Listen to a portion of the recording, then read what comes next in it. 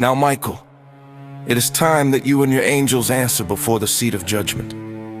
You know the holy mandate, all must be held accountable upon the day of judgment. All secrets revealed, all truths will be told, all the events involved will be examined, and the effects your decisions had on those involved and those not involved, both intentional and unintentional. No one can hide from the great judgment seat. God has stood before judgment. Lucifer and Satan have stood for judgment. The fallen angels have been judged. The church has been judged. The purpose of mankind has been revealed. Now it is you, the general of heaven's forces, and the angels who stood by you. They shall be judged as well. Now first let me reveal the truth of you. Your true intention and plan was to subvert the control of heaven's might to you and your angels' control to hand over to those who put you to this task.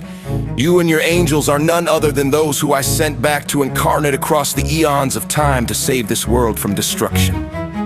Your entire legend, the first through the 7 heavens, were epic failures of destruction due to your betrayal of me, the plan we set out on to accomplish, and everyone who had faith in the task we set out to do. This is why I warned that the archangels that surrounded God's throne were not to be trusted.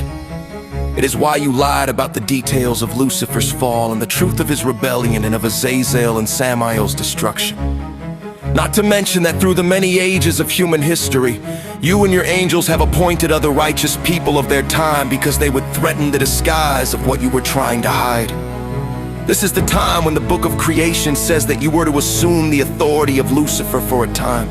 Not because he would betray God, but because to ensure you stood for judgment, you had to be given the title of a fallen one like that of Lucifer, in order to ensure your position did not compromise your judgment, as you've done so many times before. What makes you think you have the authority or right to make the decisions to put plans into motion and avoid accountability such as this? Simply put, one who had agendas such as yours were here would not carry about such accusations or repercussions. Next charge against you and your angels. You all have closed your hearts to mankind, forsaken your duties as archangels, and showed favoritism for the few while ignoring the needs for the many. This is not a charge of religious beliefs, but your own direct decision or lack of action towards those you knew would commit sins one day. Your lack of action, denial of your duties as angels, and conviction in your hearts towards those who had not yet even committed the sins you held against them, eventually became the very catalyst that caused the corruption of evil to overwhelm Lucifer's angelic purity and taint the very heavens themselves. You, Michael, have not failed on your duty. You have purposely and intentionally denied the role of your duty. What circumstances can I mention that support this possibility? The fact that there have been others being tested and placed by God's command to the position of your title. For example, the Anointed One and the Appointed One, both figures who were being tested to see if they could assume the role of your duties and authority, Michael. No, Michael, I do not want to hear your explanation of these things. Your path is outlined with treachery and hidden ambitions. I do not expect a single word of truth in anything you might say next. The judgment had already been decided, Michael. You shall be chained in the place of punishment for now, along with your angels, until the full extent of this situation is understood. There you will be held chained to that realm, but your destruction and torment will be withheld until the full measure of this is understood in full. For now you are given the title of Satan, just as you bestowed upon Lucifer, as your position of Lucifer to Satan is cast down into the lake of fire. For now, as Revelations mention, your destruction in that lake of fire is being considered.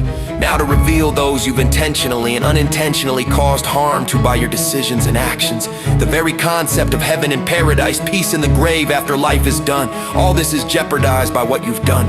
You've made life something that should be rewarded or punished for experiencing, giving reward to the few who obey your command without question, and threaten torment beyond the grave for those who do question.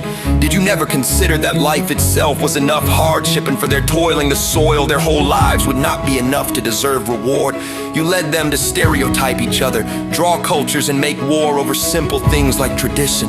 These heavens you've built are full of people who found a pattern in your system and are not truly what you set the guidelines to be to enter.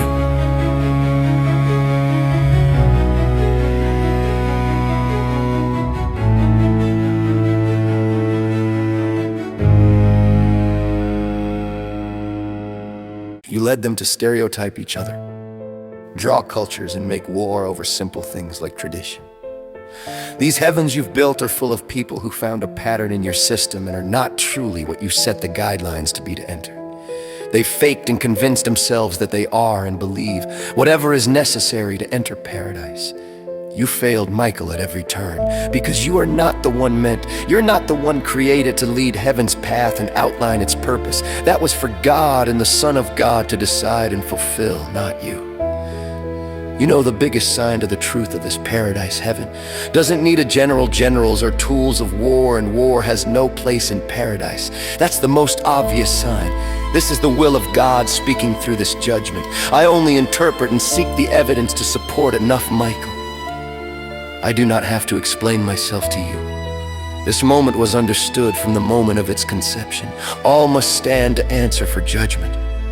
You know above all others the truth of this. I have stated my decision for now.